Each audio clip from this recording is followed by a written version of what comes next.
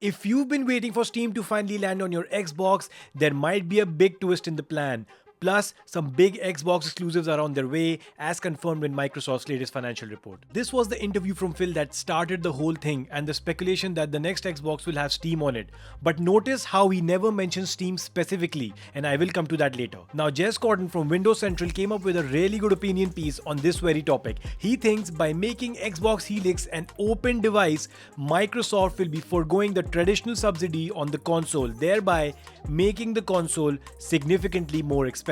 That's why they kept mentioning boutique hardware, because it was going to be very expensive and they plan to profit from every unit they sell, even if it ends up being just a couple of million units during its lifetime. I think it was very clear they were ready to get out of the console business, and this was sort of a last hurrah for all the hardcores, and obviously to avoid the PR disaster that would have followed once they announced their exit. Asha Sharma's message is complete opposite of the previous regime. I think we've reached a point where it will be hard to imagine that mass audiences can afford thousands of dollars to spend on a console generation. She has consistently spoken about affordability and how no one is in the market for a $1,000 console. That tells me some plans are changing with Helix, as she wants the price of the box to be competitive. She is not here to wrap things up. In fact, she is here to compete in a more traditional way with some big tweaks on top of it. Exclusives to drive ecosystem push and hold down the core audience, while service-based games on the other hand go to other consoles and platforms day and date. Transmedia synergy, and most importantly, the point that everyone has been missing, Minecraft and King now report directly to her. This will be her big play.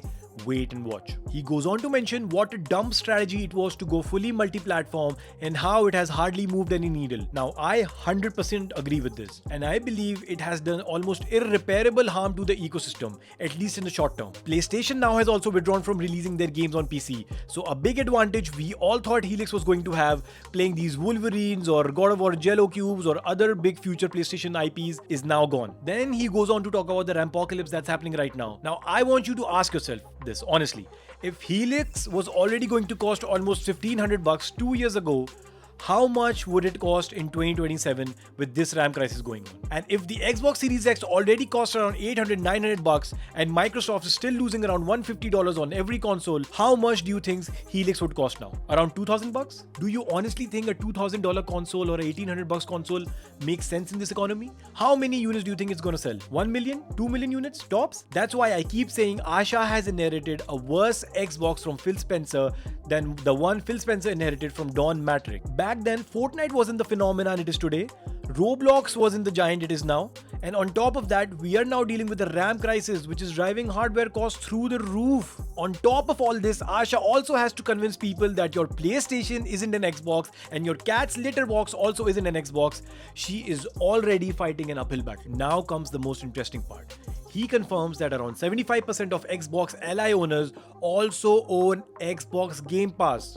Yeah, I mean that fits because only hardcores have went for that device, and all of us already have the Game Pass Ultimate subscription, right? I mean, I just buy and install Xbox game there because that's where I want to be. Now, he also adds if the Xbox Ally owner was not an Xbox console owner, that figure dropped to a measly 2%, suggesting that almost 100% of non-Xbox owning new Xbox Ally owners simply went straight to Steam. Think about this.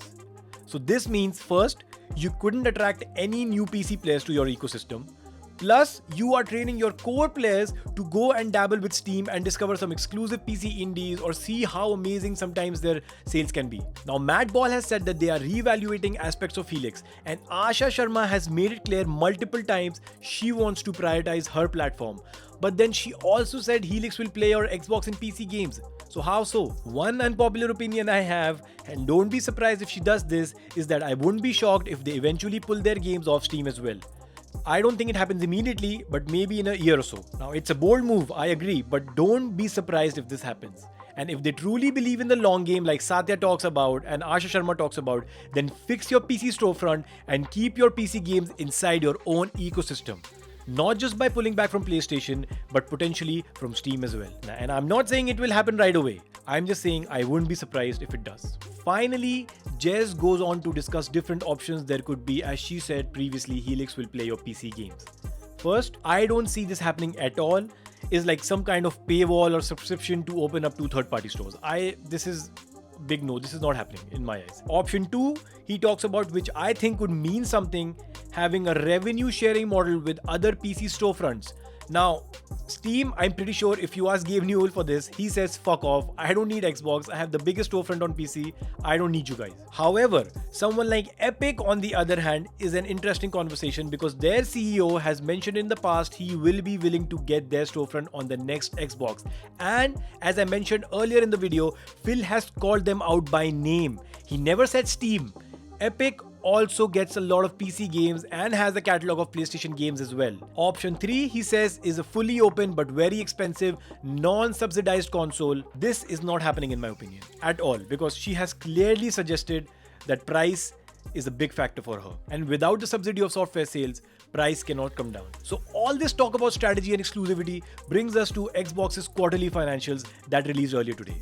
Now, Xbox content and services revenue decreased by 10%, while Xbox hardware revenue declined 13% for the quarter. Hardware revenue decline is still better than what was projected and how it has been over the past 2 years. I have constantly seen 30 to 40% declines over the last 2 years.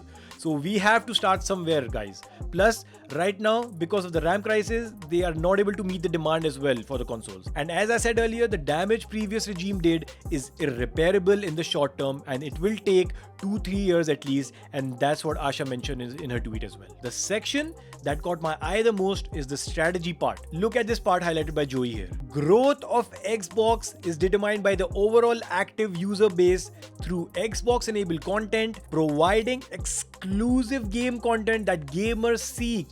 Now, this is their future-oriented strategy straight out of their 10K. It just confirms what I've been saying in all my videos. She is not messing around, and if she is given the time she needs, then I fully expect games like Elder Scrolls, Wolfenstein 3 being exclusive, and people can laugh all they want, but when the time comes, we will see. I just hope Amy Hood fucks off. She has almost ruined everything about this brand, and she needs to get out, as this is Xbox's last stand. The thing is, I don't envy her right now, and it's going to be really interesting to see what happens and what she comes up with. She could do multiple things. She could make Helix the reference console and let OEMs handle the cheaper models or even the more premium variants. She could also release a Series X refresh and find a way to make that more cheaper and affordable base console alongside Helix.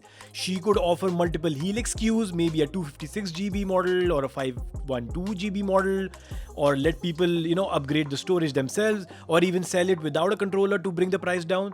There are a lot of different options. So the next year or so is going to be very fascinating to watch. But I'd like to know from you, what do you think is going to happen? Do you want Steam on Xbox? Would you still buy an Xbox Helix if Steam wasn't there? And what do you think about Xbox's current strategy? Let me know in the comments below. I'll see you on the next one.